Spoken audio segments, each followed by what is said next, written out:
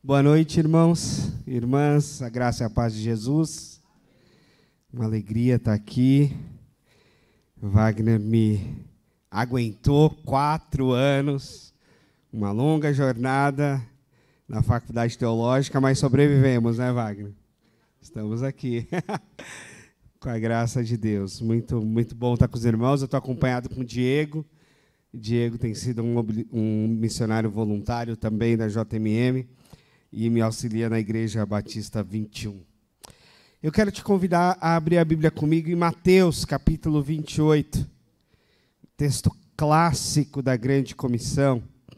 Eu quero, mais uma vez, olhar para esse texto e tentar lembrar algumas coisas que o Senhor diz para nós. Mateus, capítulo 28, versículo 16 em diante. E já a gente vai dar também algumas notícias de missões mundiais. Talvez você esteja se perguntando o que é essa história de missionário mobilizador. Então deixa eu também me explicar aqui. O meu envolvimento com missões mundiais tem se dado através da mobilização, ou seja, da pregação, da estadia no campo em curto prazo. Então, eu tenho eventualmente saído do país em viagens de curto prazo e muito trabalho aqui no estado de São Paulo todo, pregando nas igrejas, agendando os missionários, conversando com os promotores, eventualmente dando treinamento de promotores de missões também, e estando com os pastores das igrejas e trabalhando as temáticas de missões mundiais. Então, essa é a minha responsabilidade. Por isso, eu sou um missionário mobilizador. Nós temos equipes no Brasil todo e temos um time aqui para o estado de São Paulo.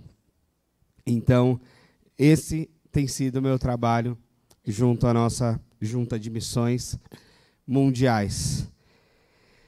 Mateus capítulo 28, versículo 16, o texto sagrado diz assim: Então os 11 discípulos partiram para a Galileia e foram para o monte que Jesus havia indicado.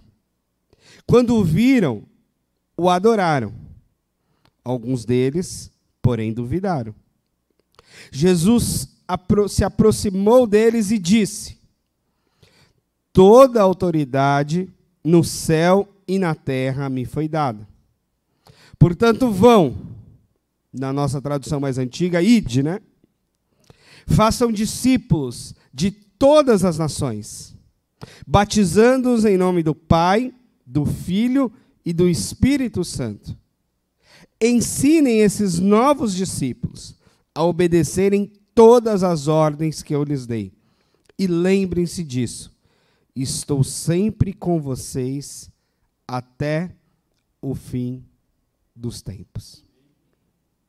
Bom, a gente sabe bem que Jesus viveu e conviveu com os seus discípulos, especialmente os 12, que vão ser chamados depois de apóstolos, intensamente por 3 anos. Andando, indo, voltando, comendo, dormindo, acordando, em várias atividades. Muitas delas na região da Galileia, que é a região norte de Israel. São várias cidades ao redor do mar da Galileia, que na verdade é um grande lago. E muitas vezes indo a Jerusalém, que está mais ao centro do país, sentido centro-sul, para o templo, para as festividades, para as celebrações do templo e até para os embates com os religiosos que se concentravam especialmente ao redor do templo. Mas agora, Jesus é morto pelos romanos, ressuscita, como bem sabemos, e depois que ele ressuscita ao 3º dia, ele faz algumas aparições aos discípulos. Essas aparições têm algumas intenções. A primeira delas, e talvez mais evidente, é testificar da própria ressurreição. Porque poderia pairar uma dúvida: será que ele ressuscitou mesmo? Será que não roubaram o corpo dele, como foi espalhado? Então, ele aparece ressurreto. Mas também ele aparece ressurreto para dar últimas instruções ou para reforçar instruções ao longo da jornada que porventura não tivesse ficado claras para os discípulos. Porque sim, nós precisamos de ouvir algumas verdades repetidamente. Eu agora que eu me tornei pai há 3 anos, eu tenho experimentado essa coisa de repetir, repetir, repetir. Alguém já disse que educar é ter a paciência de repetir. E é verdade. O que não é verdade é quando a gente fala para o nosso filho, só vou falar essa vez. Não, a gente vai falar muitas outras vezes. Mas quer saber, as coisas importantes nós temos que falar várias vezes. E Deus faz assim também conosco. As coisas mais fundamentais e mais importantes, Deus está falando com a gente, há 2000 anos. Deus está falando com a gente de muitas formas, de muitas maneiras, e por vezes a mesma coisa. Usando formas diferentes de comunicar essas verdades eternas. E Jesus então aparece para eles. Eles haviam partido para onde Jesus havia indicado, um dos montes lá à beira do mar da Galileia. E Jesus aparece, há um certo susto, um certo temor, um clima de adoração por parte de uns e de desconfiança por parte de outros, do tipo, será que é uma alma penada? Será que é um fantasma? O que está acontecendo aqui? Outros mais convictos, adorando ao Senhor, entendendo que era o Senhor, o Cristo de Deus, ressurreto. E aí Jesus diz para eles, olha, toda a autoridade me foi dada no céu e na terra. E diante dessa autoridade, então, vocês vão e façam discípulos de todas as nações. Uma coisa fundamental na nossa missão de discípulos e discípulas de Jesus é que nós cremos piamente na autoridade do Senhor. Nós cremos piamente que Ele é o Senhor sobre tudo e sobre todos. Que o senhorio foi dado pelo Pai ao Filho na cruz e na sua ressurreição. Agora, o desafio que se estabelece para nós não é que temos esse entendimento, porque esse entendimento para nós é consolidado, é fato imutável. Para nós, o desafio é como essa autoridade se estende e chega a todos os lugares e a todas as pessoas. Porque pensa comigo, não é um paradoxo a gente ler, entender e confirmar que Jesus Cristo é o Senhor sobre tudo e sobre todos. E ainda assim, a gente vê o mundo do jeito que está? Não é paradoxal a gente olhar para a realidade do Brasil, olhar para a realidade das Américas, olhar para a realidade da Europa, olhar para a realidade da Ásia, olhar para a realidade do Oriente Médio, então, banhado em conflitos, em sangue, e a gente fala, mas Jesus é o Senhor. Jesus é o Senhor do Brasil. Jesus é o Senhor das Américas. Jesus é o Senhor da Ásia, da África, do Oriente Médio. Jesus é o Senhor de todos os lugares, de todo o mundo. Há um teólogo, Abraham Kuyper, que diz que não há 1 milímetro do universo inteiro do qual Cristo não possa reivindicar. É meu. Pertence a mim. Eu sou o Senhor. E o paradoxo é, como é que é isso? Como é que esse senhorio de Cristo está se dando em realidades tão caóticas que parece que as pessoas estão mais a serviço do diabo do que de Deus? Que confusão é essa? O Oscar Cullmann, um teólogo do Novo Testamento, que talvez nos ajude a entender, porque ele fala que existe uma realidade do reino de Deus que ele chama de o já e do ainda não. Que é o senhorio de direito, nem sempre significa o senhorio de fato. E aí ele diz que Cristo é o Senhor de direito sobre tudo e sobre todos, mas ainda não o é de fato. E para que essa realidade se combine, o Senhor, sendo o Senhor de direito, passe a ser de fato, dependemos da proclamação do Evangelho. Dependemos que as pessoas creiam e recebam o Senhor como seu Senhor e seu Salvador. E a explicação que eu achei que fez mais sentido para mim é a gente pensar da seguinte forma. Digamos que você tem uma propriedade, um imóvel. Você tem a escritura deste imóvel, então este imóvel é seu de direito. O cartório reconhece, o Estado reconhece que aquilo é seu. Mas, por circunstâncias desconhecidas, alguém ocupa esse imóvel. Alguém está morando lá, alguém ocupou lá. Então você continua sendo dono de direito, mas agora você não está sendo de fato, porque tem outra pessoa lá. Tem outra pessoa ocupando, tem outra pessoa usufruindo, tem outra pessoa vivendo. E o modo de vida daquela pessoa não tem nada a ver com você. É outra pessoa, é outra família, é quem você não conhece e não tem nenhuma relação. E o mundo está nesta realidade. Que ele é do Senhor Jesus Cristo. Jesus Cristo é o Senhor de direito. Mas na realidade dos fatos e do dia a dia, há uma liberdade de escolha. Porque Jesus não é um ditador. Jesus não é alguém que se impõe pela força. Mas é alguém que está à porta e bate. Então, é só assim, é só com a evangelização, com a proclamação do Evangelho, é que o Senhor de direito vai passar a ser Senhor de fato sobre a vida das pessoas. É que a realidade do reino de Deus vai estar plena. Aquilo que já é uma realidade espiritual e que já é uma realidade de direito sobre tudo, passar a ser de fato sobre a vida das pessoas. E isso só se dará pela proclamação do Evangelho, pelo discipulado das pessoas, pelo batismo em nome do Pai, do Filho e do Espírito Santo. E isso só se dá no varejo, não se dá no atacado. Em alguns momentos na história, a igreja achou que poderia converter pessoas no atacado. Converter por decreto do imperador, converter por ação dos reis, converter por ação dos príncipes, converter por ação política. Isso nunca deu certo. Porque a conversão depende de uma ação divina do Espírito Santo e depende de uma reação voluntária do ser humano. E aí é um a um.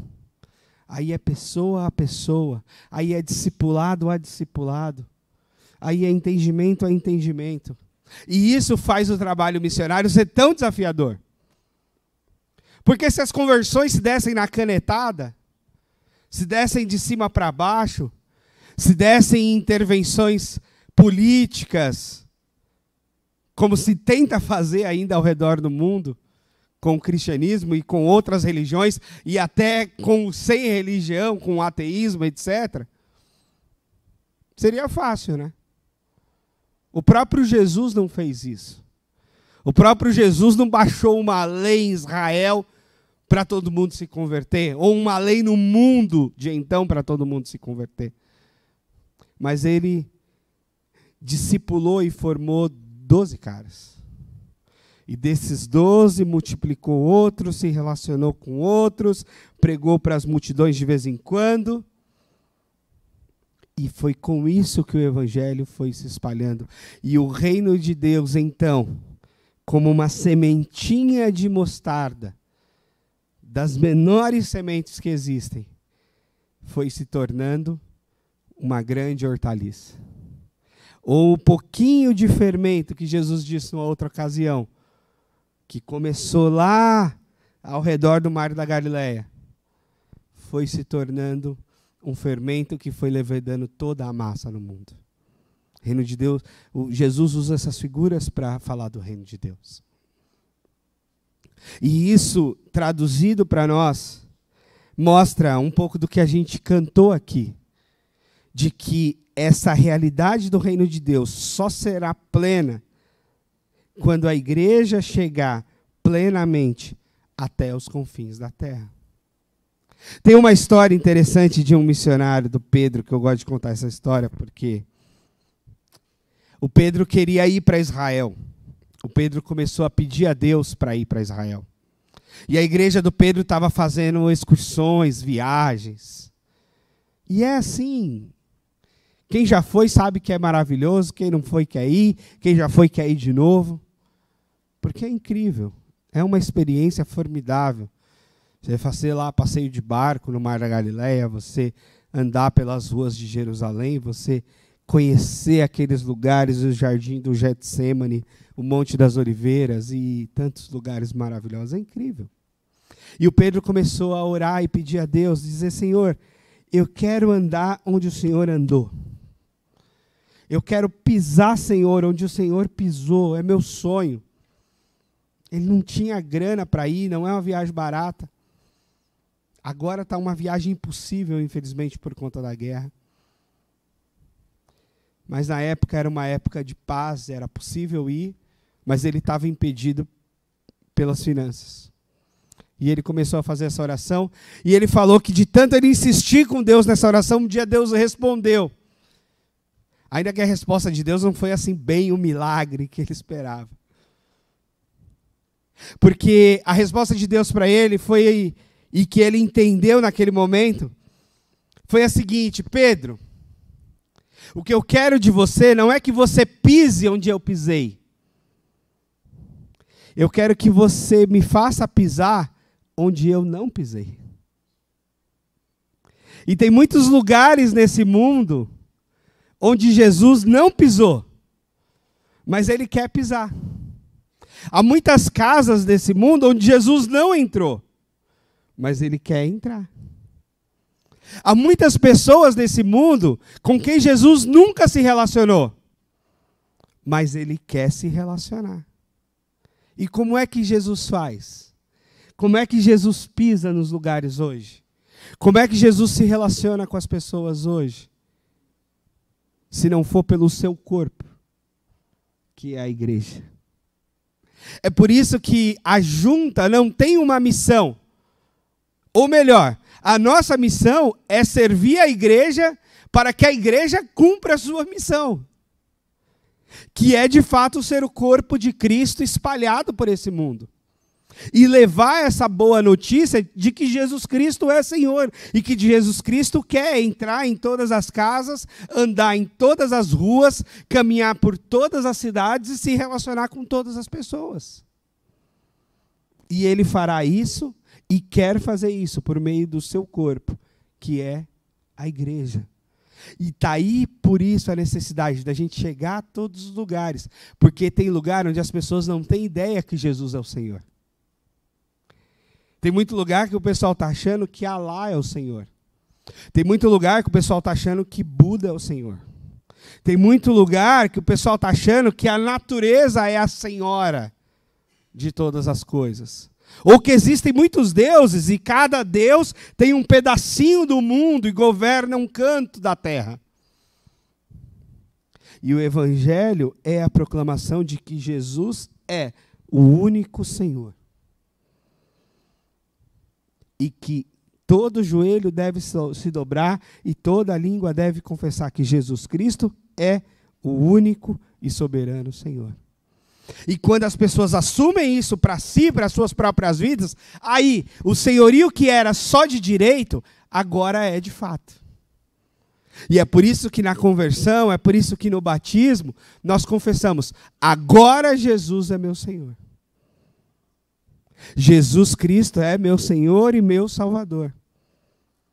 Ele não era antes, ele já era, mas você não havia reconhecido. Portanto, embora ele era de direito, ele não estava sendo de fato. E quando você se converte, você reconhece: agora Jesus é meu Senhor, de direito e de fato.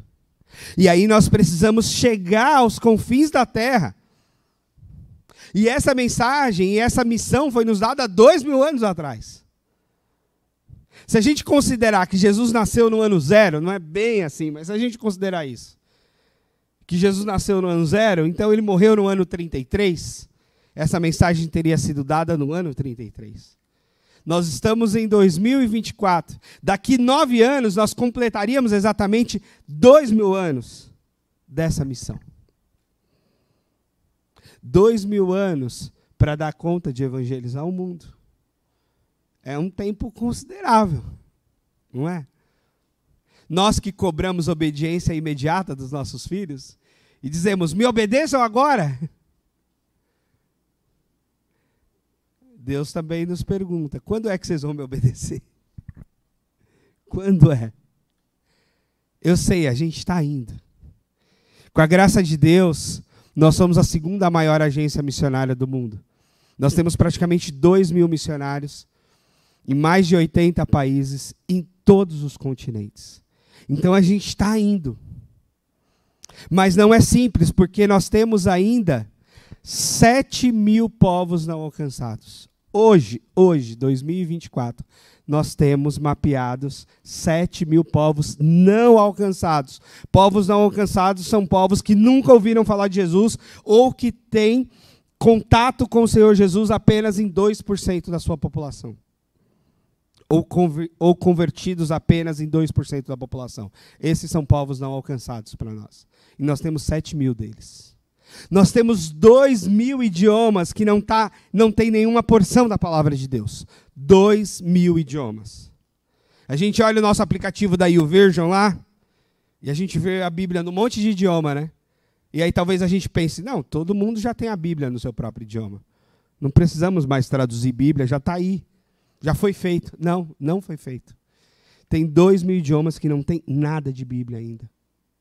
E é um trabalho missionário gigantesco em algumas dessas localidades, idiomas muito específicos e pouco falados, que às vezes há idiomas que não têm grafia, em que o missionário vai para construir grafia a partir da fonética, ouvir como é falado, desenvolver alfabeto, desenvolver vocabulário, fazer léxico, chave linguística, gramática, e aí traduzir. Trabalho de anos a fio, de antropólogos, de linguistas. Então, quando eu falo que a gente tem 2.000 missionários, a gente tem de tudo, até pastor. Mas tem médico, tem enfermeiro, tem psicólogo, tem nutricionista, tem tradutor, tem antropólogo, tem linguista para esse tipo de trabalho. Tem um tanto de gente. E precisa ter mesmo. Porque a diversidade do ambiente de missões é enorme. Se a gente tem diversidade aqui em São Paulo, se a gente tem tanta diversidade no Brasil, o que dizer quando a gente fala do mundo? De tantos continentes, de tantos povos, de tantos idiomas, de tantas culturas distintas. E o nosso desafio é chegar a todas elas. O nosso desafio não é chegar aos que falam inglês. Nosso desafio não é chegar aos que falam espanhol ou aos que falam francês. O nosso desafio é chegar a todos os povos, em todos os cantos dessa terra, em idiomas muito conhecidos e populares, como o nosso, né? A gente vai para Portugal, a gente vai para países africanos de língua portuguesa, mas também idiomas distintos, que é falado por um pequeno grupo num canto de um continente desses. Esse é o tamanho do nosso desafio, de levar o senhorio de Cristo a todos os povos, dessas formas variadas. E aí eu quero passar alguns números para vocês do ano passado. Olha só, a nossa atuação, isso aqui é um balanço geral de 2023. Fechamos o ano em 84 países, com 1.963 missionários e com 1.175 batismos. Tivemos 1.720 discipuladores, 3.732 pessoas em processo de discipulado e 173.637 pessoas beneficiadas pelos projetos. Esses dias a gente estava com o pastor Rubem aqui no Brasil. O pastor Rubem coordena o PEP na América Latina. Só de PEP, Programa de Educação e Evangelização Pré-Escolar, nós temos 600 no mundo. E PEP é educação e alimentação para as crianças. E o PEP na América Latina tem uma peculiaridade interessante, porque aqui no Brasil, o PEP ele é mais parecido com um reforço escolar. É algo que vai paralelo com a escola. Nos outros países da América Latina, e nós estamos em 8 deles, o PEP é educação formal até 10, 11 anos de idade. Então, nós educamos as crianças, alfabetizamos as crianças até essa faixa etária, com o trabalho do PEP, com professores que são mais missionários do que professores. Em 8 países, só aqui da América Latina, isso sem falar do PEP pelo resto do mundo, porque nós temos 600 projetos desses. Então, a gente está falando aqui disso, pessoas beneficiadas pelos projetos. Nós tivemos, ano passado, mais de 10 mil líderes capacitados, desde capacitações informais até formação de bacharéis em seminários e faculdades teológicas. Mais de 2 mil líderes ainda em treinamento e mais de 1.742 líderes atuando. Foram 925 igrejas plantadas, ou plantadores de igrejas, com 838 células ou pequenos grupos, como a gente usa mais aqui, e 226 igrejas estabelecidas. Esse é o nosso resultado do ano passado. É maravilhoso, é muita gente, é muito trabalho.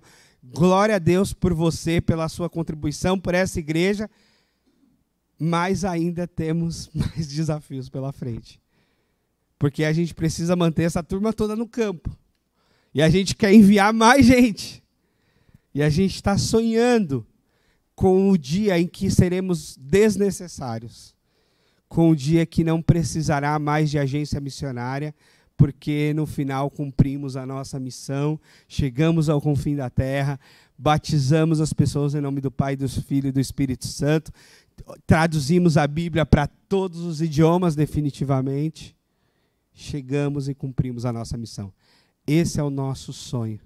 E a gente tem lançado um projeto chamado CM21, que é completar a missão ainda no século XXI.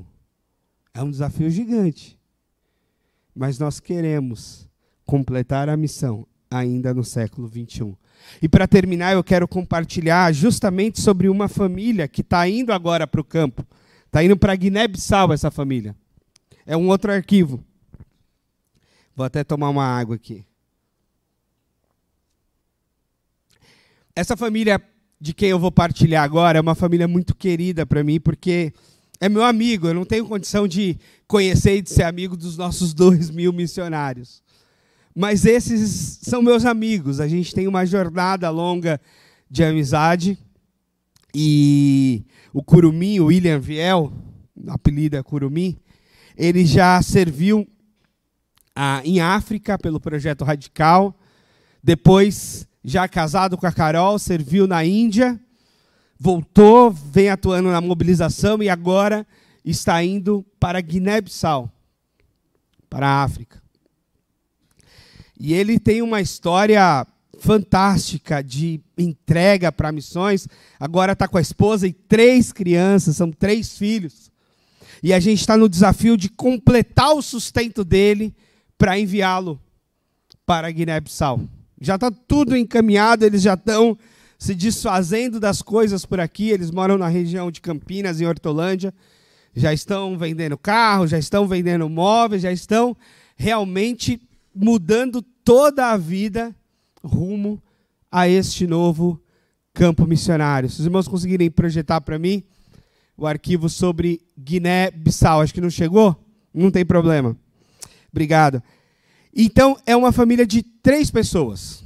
Como eu falei, o William, pastor, a Carol, assistente social, o Salomão, que tem 11 anos de idade, mais ou menos, a Helena, que tem mais ou menos 9 anos, e um pequenininho, o Bento, que eu acho que o Bento deve ter uns 4, 5 anos de idade. São lindos. E eles estão super animados para ir. E a gente está com esse desafio, e eu me comprometi com eles. Eu falei, olha, eu vou rodar as igrejas, o estado, cada domingo à noite eu estou numa igreja, e às vezes quarta, e às vezes sábado, e às vezes sexta, enfim. E eu falei, eu quero buscar completar ou ajudar no sustento de vocês.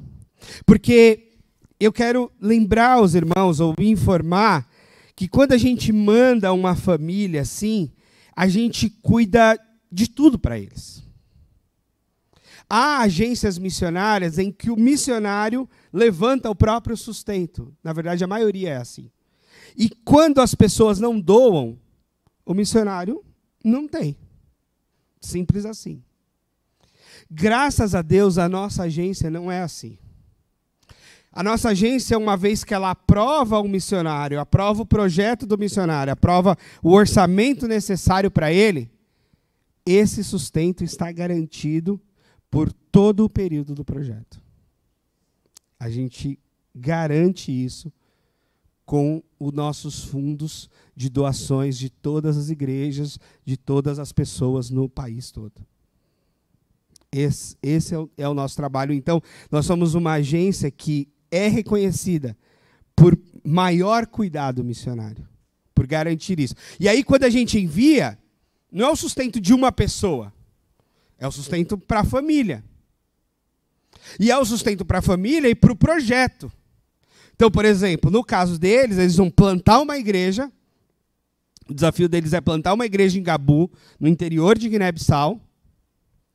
E, além da plantação dessa igreja, desenvolver um projeto social com crianças e mulheres, que vai ser o trabalho da Carol. E plantando essa igreja, que vai ser o principal trabalho do William, desenvolver líderes de forma que daqui 5, 6 anos ele volte ao Brasil e essa igreja siga com as pessoas de lá. Esse é o nosso desafio, porque a gente não quer ficar nos países também a vida toda. A gente entende que a gente tem que proclamar, tem que fortalecer, tem que abençoar e tem que sair e deixar o povo seguir e levar o evangelho adiante. Então esse é o desafio. Eles vão para um lugar que não tem nem luz elétrica todo dia. Então a gente vai providenciar um gerador para que eles tenham luz elétrica sempre. Então a gente deve alugar um gerador, alugar a casa, mobiliar a casa, buscar escola para as crianças. Então todo esse suporte é a garantia para que os nossos missionários vão e indo, foquem no trabalho missionário efetivamente. Esse é o tamanho do nosso desafio. E aí tem uma história interessante, recente, que ele saiu com as crianças para o shopping. Ele e as crianças só. A Carol acho que nem estava nesse passeio. E aí foram fazer aquele passeio tradicional de shopping, de cinema, depois praça de alimentação, hambúrguer, batata frita e tudo mais. E aí, no meio do papo e do lanche, o Curumim falou para as crianças, olha, deixa eu falar para vocês. Onde a gente vai, não tem shopping. Também não tem cinema. Nós vamos garantir uma internet lá para assistir um Netflix, pelo menos, né? Essa é a ideia. Olha, não tem essa rede de hamburgueria famosa daqui. Nós vamos ter que comprar nosso pão, fazer nosso hambúrguer, dar nosso jeito, né? E sempre dá um jeitinho, né? E ele dizendo para as crianças, então vai ser muito diferente. A gente vai ter que se adequar e dar o nosso jeito. E aí, ele falou que ele era... Ele falou, não, e eu sei, que eu conheço a história dele, conheço ele há muito tempo, que ele era muito doidão, assim, quando era solteiro. Doidão no melhor sentido da palavra, que era... Ele era ávido para ir para os campos mais difíceis. Tanto que o primeiro campo que ele serviu foi no Sudão. Então ele era esse cara, não, ele se candidatou para ser missionário e falou, eu quero ir para o lugar mais difícil. Quero ir para o mundo muçulmano, quero ir para os lugares mais complicados. E o primeiro campo dele foi o Sudão. Depois, o segundo campo já casado foi a Índia, que é um país complicadíssimo. E agora está indo para a Guiné-Bissau. Então ele falou que agora, que ele já está com 40 anos e tem 3 filhos, ele já não está com toda essa coragem que ele tinha aos 18.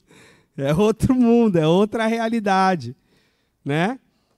Mas ele falou que foi impressionante, porque ele partilhando disso com as crianças e falando, e ele falou que a Helena, do meio, falou, papai, eu sei que não tem tudo isso, ou nada disso, mas tem um povo lá que precisa ouvir de Jesus, né?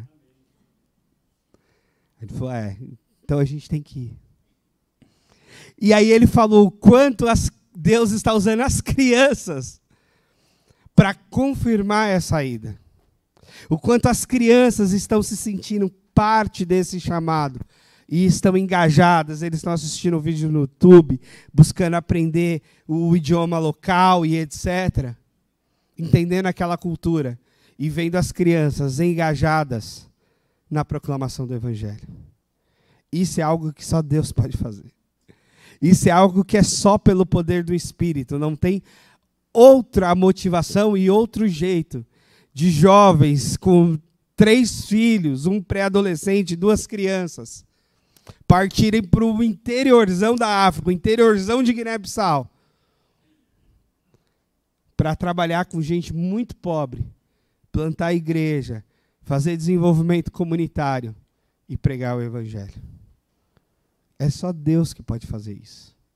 Mas glórias a Ele, porque Ele faz. Ele continua fazendo. O tempo todo que eu estou pregando, eu estou vendo pessoas se candidatando, querendo participar, querendo fazer parte disso tudo que Deus está fazendo no mundo. E isso é maravilhoso. Também os resultados da nossa mobilização. Os resultados dos recursos que a gente levanta para manter. Eu estou falando de uma família missionária. A gente está falando em 2.000 missionários no mundo. Eu estou falando de um projeto, de um país. Nós temos inúmeros projetos em quase 90 países. Os desafios são gigantes.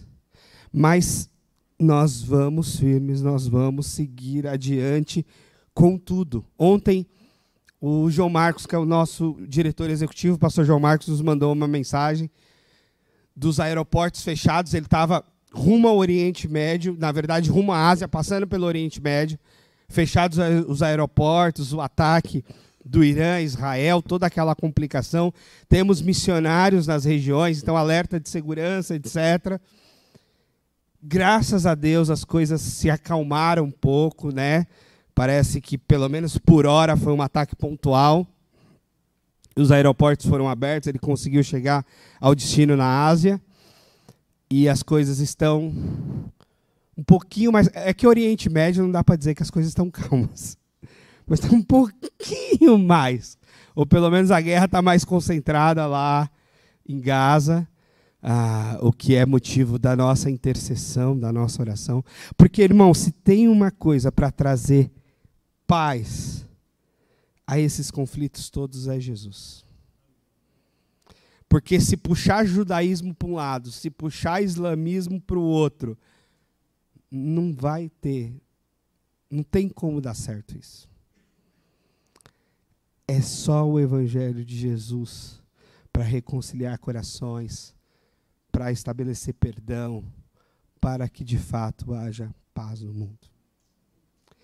E creia, nós temos gente assim, nós temos missionários lá em Israel e lá na Palestina, nós temos cristãos pregando e trabalhando pela reconciliação. Uma coisa que, humanamente, inclusive, se tem como impossível.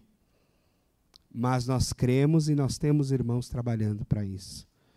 Recentemente, houve uma conferência onde havia irmãos ucranianos e russos. E o tema foi paz e reconciliação em Jesus. E a gente colocar pessoas ucranianas e russas na mesma sala, na mesma conferência, adorando um mesmo Deus, no mesmo espaço de culto, se conversando, participando da ceia junto. Isso é milagre divino. Isso não tem ação política, não tem ONU que dê jeito.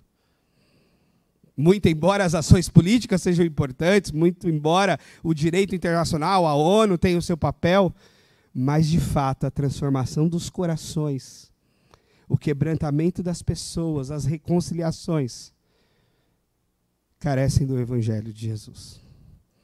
Carecem da presença do Senhor e desse poder de Deus, desse senhorio de fato, para que essas pessoas se tornem discípulas e discípulas do Senhor. E aí se entendam como irmãos e irmãs, e aí se entendam como parte de um mesmo reino, servindo a um só rei. É isso que a gente sonha. E eu quero te desafiar a fazer mais ainda parte disso. Eu sei que essa igreja já faz, já está junto. Estou vendo a campanha, vi o alvo aí no boletim de vocês. Estou vendo os desafios, mas ainda tem um passo mais pessoal que pode ser feito, que é dentro do programa de adoção missionária, que é a possibilidade de você se comprometer individualmente. E além do seu compromisso coletivo como igreja, que eu sei que já existe, mas você ir para o seu compromisso individual. E nesse compromisso individual, através do PAN, há 3 opções para esse compromisso. Que elas são individuais, mas podem ser juntadas, inclusive. Porque uma não concorre com a outra, na verdade, é uma e a outra. E aí, enquanto eu falo, eu vou pedir para o Diego distribuir a fichinha para os irmãos. Se alguém puder ajudar, os irmãos que são diáconos e recepcionistas lá ao fundo, acho que podem ajudar. Nessa fichinha tem 4 opções, como eu já disse. E a primeira opção, você vai colocar lá os seus dados, a primeira opção, e que eu acredito que é uma opção assim que cabe e deve caber a todos nós, é a opção da oração. É o compromisso de nós orarmos. Hoje de manhã eu preguei sobre oração na minha igreja. Tudo que a gente faz na vida precisa ter como base a oração. Não tem jeito. Se a gente é crente, é assim que crente faz as coisas. É a partir da oração. Então, a primeira opção da adoção e do compromisso missionário é um compromisso de oração. E aí esse compromisso vai chegar lá na nossa junta, que a gente tem a base lá no Rio de Janeiro, e vai chegar a notícia para os nossos missionários, não os seus dados, mas a notícia de quantas pessoas estão orando por ele, de quantas pessoas estão intercedendo por ele, de como o movimento das igrejas está em oração por todos. Então esse é o primeiro compromisso, o compromisso da oração. O segundo compromisso, conforme as suas possibilidades, claro, e sem atrapalhar o seu compromisso coletivo aqui com a igreja, é o compromisso financeiro. Você sinalizar uma doação financeira. A partir, normalmente, de R$40, você pode doar tanto pontualmente, uma oferta pontual de uma vez só, ou uma oferta recorrente, aquela oferta que vai todos os meses. Esse é o segundo compromisso. O terceiro compromisso é o compromisso de ser promotor de missões. Eu sei que essa igreja tem um privilégio de ter um pastor de missões. Mas ainda assim, o pastor não faz nada sozinho. Então, o promotor de missões é aquela pessoa ou aquelas pessoas da igreja que estão lado a lado com o pastor e mobilizando a igreja para missões. Em todos os âmbitos. Local, estadual, nacional e mundial. E o nosso desafio é ter promotor de missões em todas as igrejas. Ter essa pessoa, nas igrejas maiores, ter uma equipe, inclusive, trabalhando com isso. Então você pode se candidatar e ser um voluntário, um missionário, para dentro da sua igreja local, fazendo o que eu faço pelo Estado, você vai fazer junto à sua igreja local, junto à sua liderança da igreja, a diretoria, com os pastores da igreja, etc. Um promotor de missões. E, por fim, o quarto compromisso, e confesso que é o que eu mais gosto, é o compromisso de se engajar numa viagem missionária. Esse é muito legal. Porque é a possibilidade de você ir a campo, de você ver o que está acontecendo, de você participar do que Deus está fazendo ali, naquele campo, naquele lugar. E tem várias possibilidades. Tem várias possibilidades de você ir num grupo, tem várias possibilidades de você ir para um grande evento, como a gente vai ter evangelização nas Olimpíadas de Paris, e tem a possibilidade de você ir sozinho, ou com a sua família, visitar uma outra família no campo. E isso tem trazido experiências extraordinárias, tanto experiências de abençoar os nossos missionários, quanto experiência de transformar quem vai. Recentemente eu escutei um testemunho muito legal de uma irmã que foi para a Albânia. E sabe quantos anos ela tinha? 82. Tinha não, tem, porque foi esse ano. Ela contou isso para mim em fevereiro. 82 anos. Eu falei, mas a senhora fala albanês? Ela falou, não. Eu falei, mas a senhora fala inglês?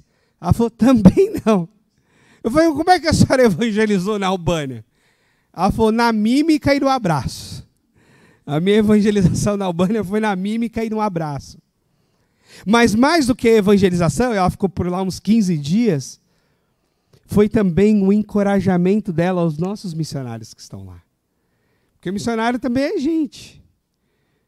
Também sofre. Também tem suas baixas, tem suas crises.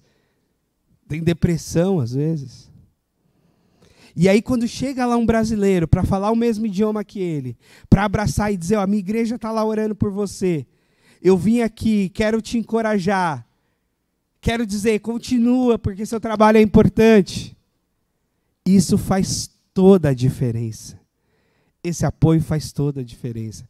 Eu tenho vivido isso, de fazer viagens de curto prazo, em apoiar. Até quando eu vou para Israel levar caravana de turismo, a gente tenta fazer contato com um missionário que está por ali, para a gente ouvir as notícias do campo e para a gente também dar uma palavra de encorajamento para eles e dizer, continue, é importante. Então perceba, não tem como você ficar de fora, porque há muitas possibilidades. A possibilidade da oração é para todo mundo. A possibilidade financeira é para quem tem o recurso. Não é tanta coisa. A gente está falando de uma base mínima de R$40 por mês. A possibilidade do trabalho de promotor, bom, aí depende da sua disponibilidade de tempo e de um certo chamado para estar envolvido com isso. E a possibilidade da viagem.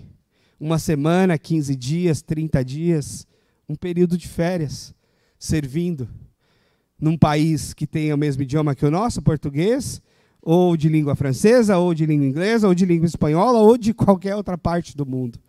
Porque nós temos missionários espalhados por quase 90 países, e muitos deles é possível fazer essas viagens. É lógico que existe um departamento de segurança que vai orientar que tipo de viagem vai ser segura o suficiente para você ir.